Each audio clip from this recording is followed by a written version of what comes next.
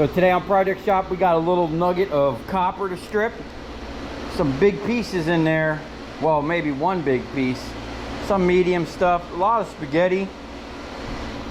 I'm probably not going to strip the spaghetti. I want to kind of strip and get rid of this stuff. Copper's going down, man.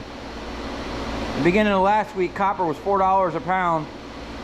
I got a quote yesterday for $3.55 or $3.50. I forget what it was. But it lost about 50 cents over the course of like a week and a half. So we want to get rid of this. We don't want to be sitting on it because it seems like copper's going down by the day. So we ain't gonna waste no time. I'm gonna fire the wire stripper up and we're just gonna start stripping.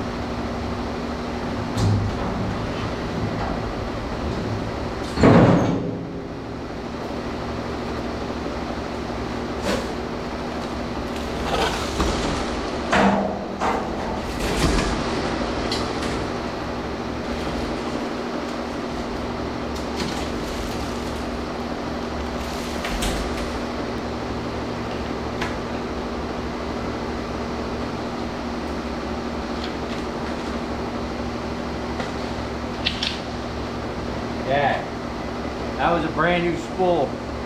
Still had the label on it. I should have probably kept that.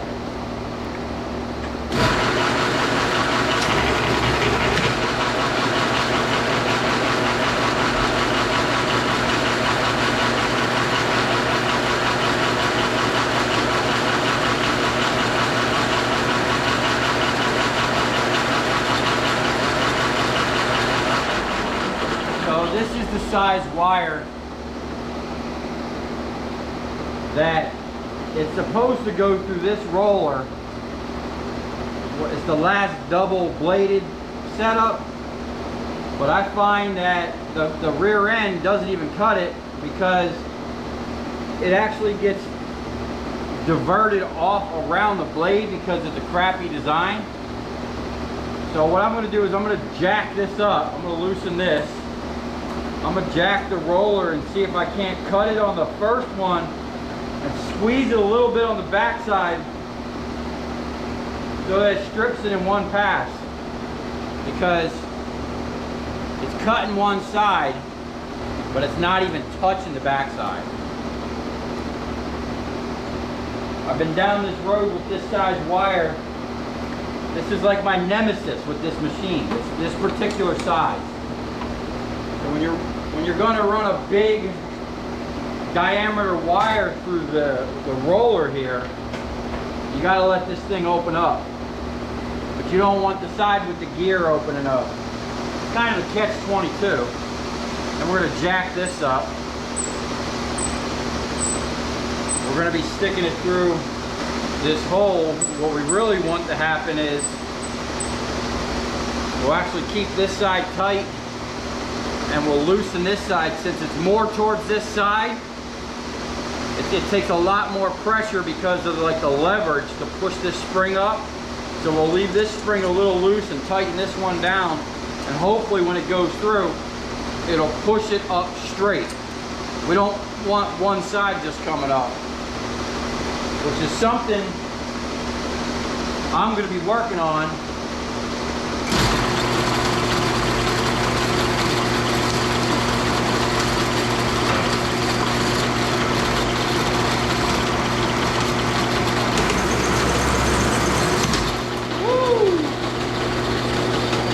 Shredding. Alright. One thing we gotta do, we gotta center the roller. This is such a crappy design, man. It's already over.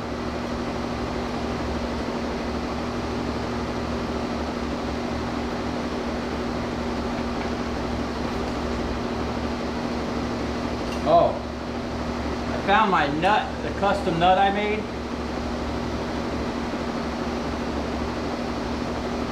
It was like under the table or something. I forget where I found it, but now we got a spare.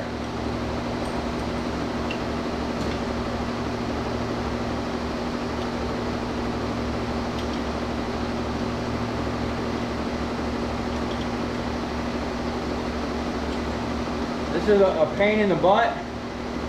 But once it's dialed in, it strips really nice.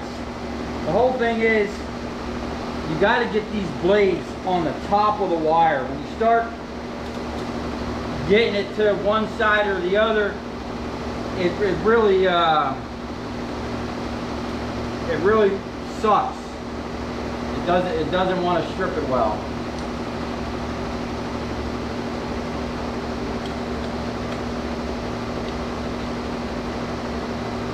See what we got here.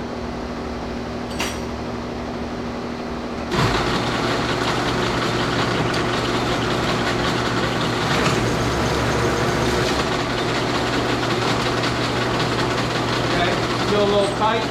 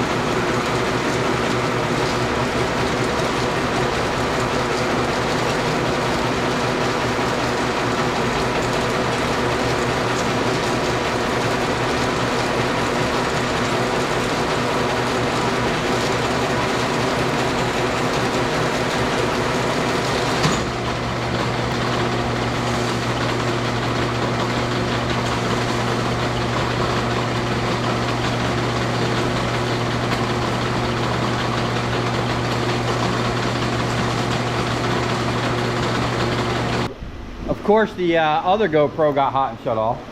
Seems to be, you know, the theme around here. So what you just see me run that long piece, normally I don't do that. I've gotten comments in the past, oh, why don't you just run them in long lengths? So if you have two people on the backside, one person pulling the insulation and one person pulling the copper, that works great. But when you're by yourself, or if you have one person on the backside, they're never going to keep up with the machine, and that's going to be a tangled mess. Now I'll keep a pair of dikes right there and cut it, but I'm telling you, cutting it like this saves so much time on the backside. It's worth just feeding the short little pieces. If you just get the whole coil right up to the machine and just start running it in like I'm about to start doing. We are squeezing that kind of hard. Now I'm actually, that little thing I just showed you, I'm actually going to swap this out, because what's happening here is, the way this works, it's a double spring. Let me get this set up. Okay. This is a double spring, and the top broke. This is actually, I think, the reason I got this machine, because one, they broke these, and then someone took it apart, and this machine was in pieces when I got it. And I got it back to my shop, and within like 20 or 30 minutes, I made the piece, and I was stripping. So what's happening here, that thread was just going right through. This was literally doing nothing, right? And we're only pushing on this little inner spring. I gotta try to get that out of there now. It's like wedged down in there. I don't even know if I'll be able to get that out. I might just flip it over like this and run it. Let me see.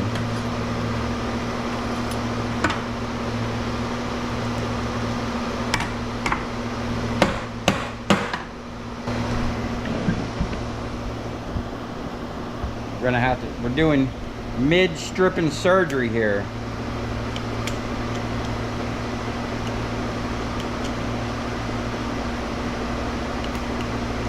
So this is what happens when you buy Chinese.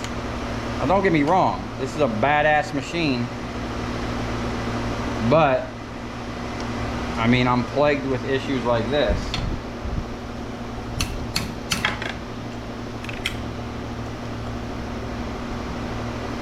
I think we just lost ground.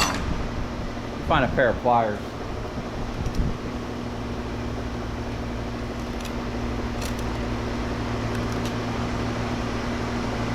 Yeah, it looks like they welded that originally. It's like some really crappy weld.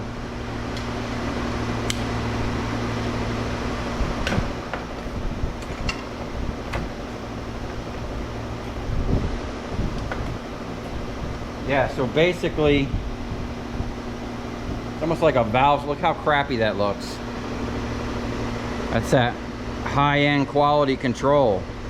I mean, what the heck is even that? Right? This looks better than that. But as you can see, if you're resourceful, all I did is cut a bolt down and drilled a hole in the top. And I literally replaced, like, this will never, like that right there will never happen to this. And this is all of them now, so I've done 4. You can see all 4 of them have been replaced.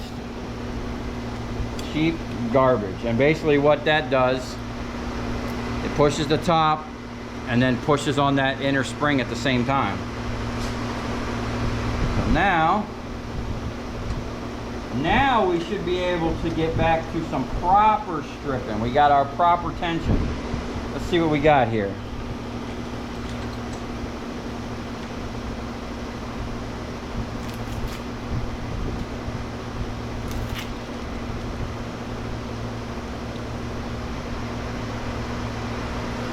Tape, so much tape. Now a lot of times tape like that, I don't even worry about it. I'll let the machine take care of it.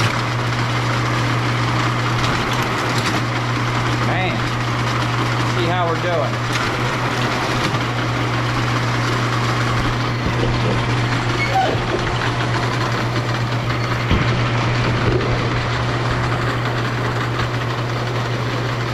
Like we gotta squeeze it a little harder.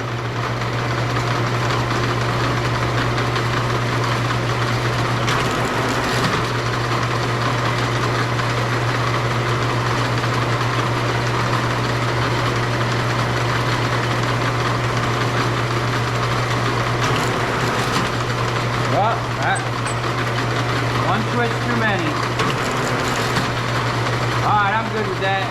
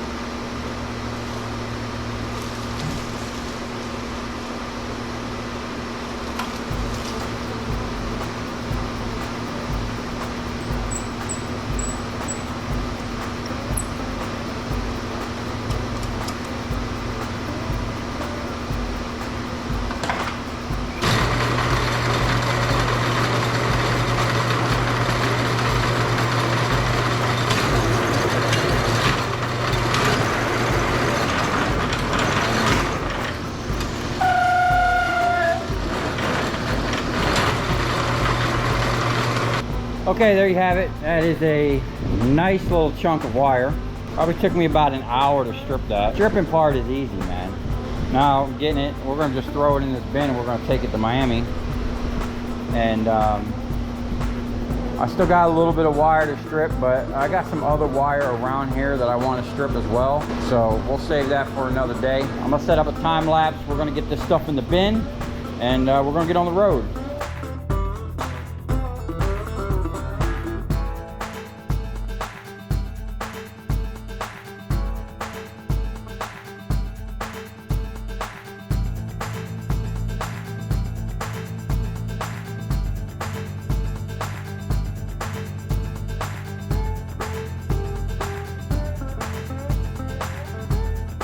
Okay, so somehow I managed to lose the ticket for that, but we wind up selling a bunch of #1 insulated, the real small spaghetti stuff, and the copper wire.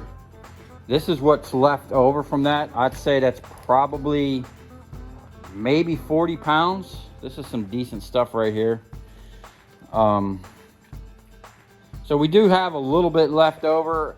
And I remember after getting paid on that it was like, I made like $350. Now we didn't strip it all. There was some of it I sold right off as insulation, and you know, the rest of it that I stripped. It literally took me an hour to strip what I did. It probably took me an hour to get the wire, and an hour and a half when it was all said and done to go sell it. So let's just say we had 4 hours in all of that. So for half a day's worth of work, we made about $350. Still got some more to process, which is always good. Have a little bonus. So if you come this far, thanks for watching. Stay tuned. We're going to continue with cleaning out the shop. We got the shelf kind of dialed in. I got all my pumps that I'm going to go through. I was given, well, not given, I paid 25 cents a pound for these pumps that actually were pulled right out of a mansion that was about to be demoed. They were still working. For those of you who remember my water sluice, now, I didn't even have a YouTube channel when I had the water sluice going, but my main problem with the sluice was not enough water pressure. So with the these three pumps, which are all good, this one I think just needs a capacitor, and then we have an actual spare pump.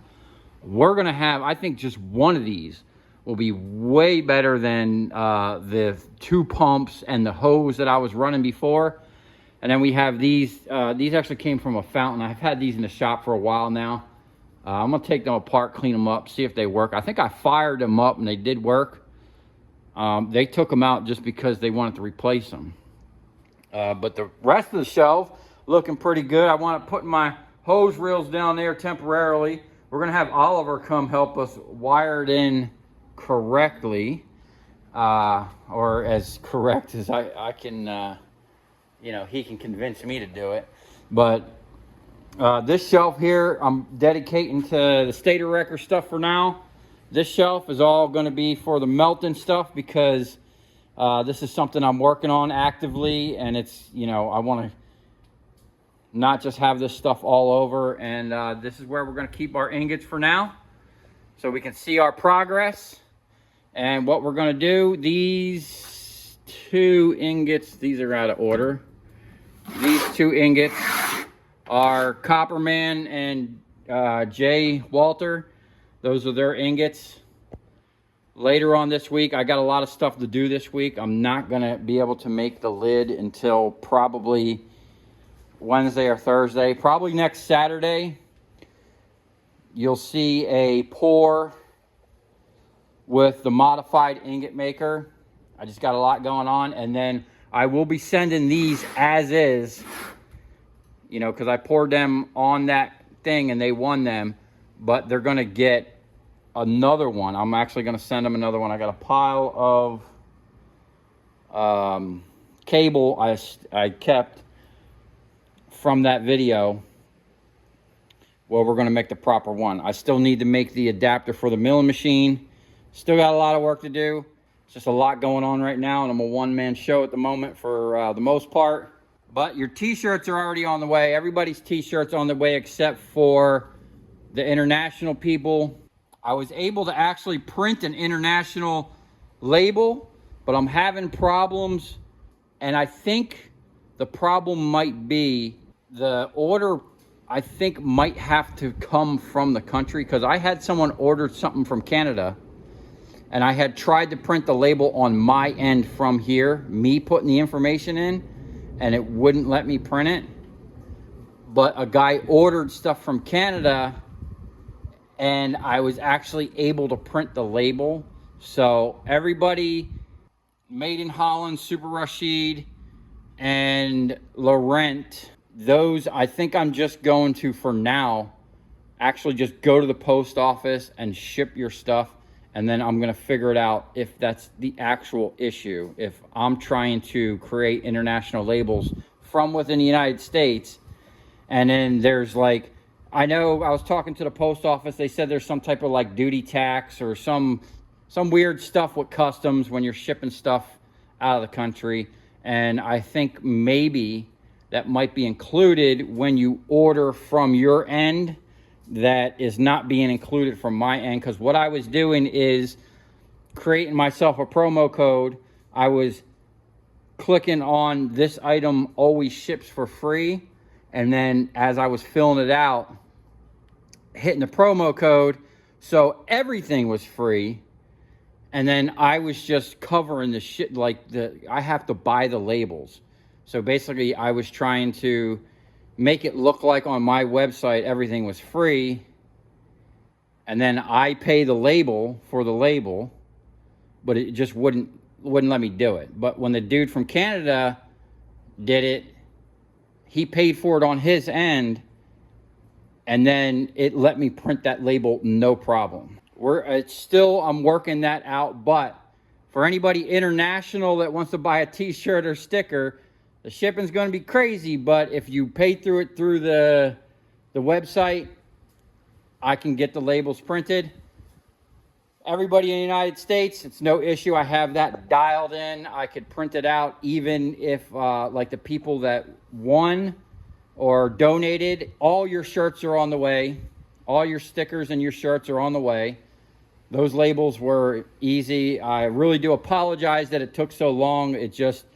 I'm just trying to set everything up and get it running smooth, and we're like 95% there. There's just a couple more things I need to tweak, which is just like my operation in the office to make that part more efficient for me.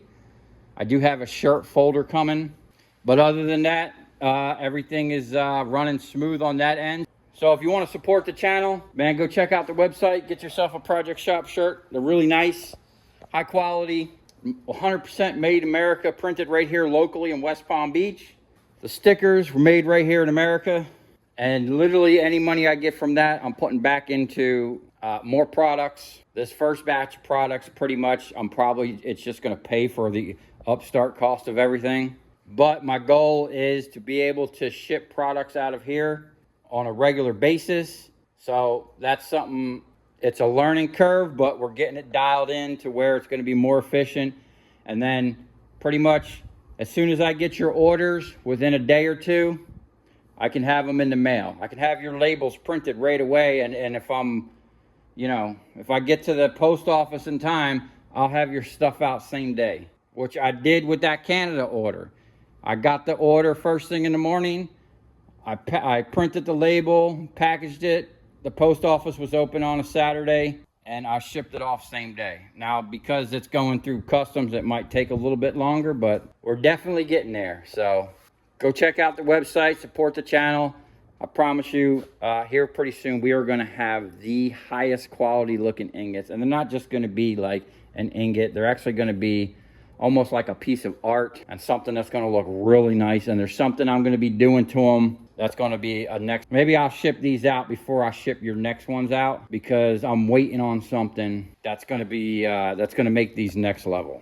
So on that note, stay tuned. We're gonna be getting into this crazy mess over here and do some serious micro scrapping. I did find my drum of computer boards, so all them computer boards I was recovering the other day, we're gonna add to it, and I might even look into keep going with that and see how much computer stuff we can actually recover, and then maybe one day we can pour a nice gold bar in here.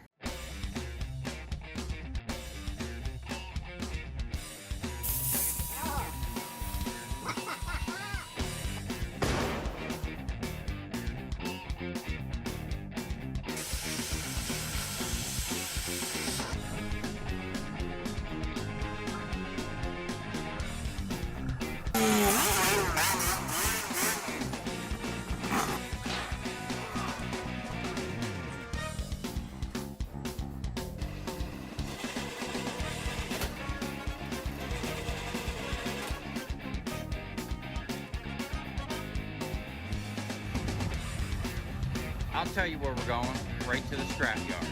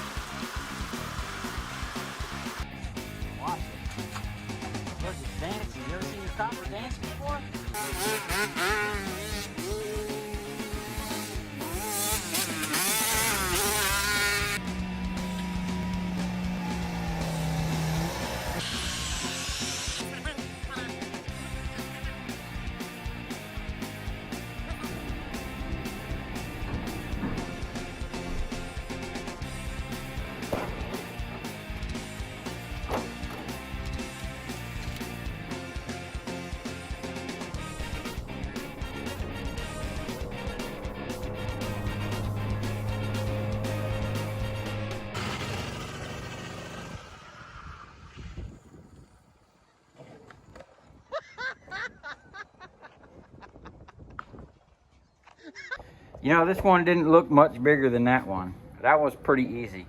I went to pick this up, almost left my nuts on the floor. I picked this up, put it in the back of my truck. This thing weighs 165 pounds. So I'm super curious to see what kind of copper we can get out of that and actually how hard it is. Now, I've gotten into these before. Let me just show you. See all that sand? That is tough, but years ago I came across a whole bunch of HID high bays where the 400 watt copper transformers were encapsulated in that. I bought a whole trailer load and I figured out how to get that out real easy.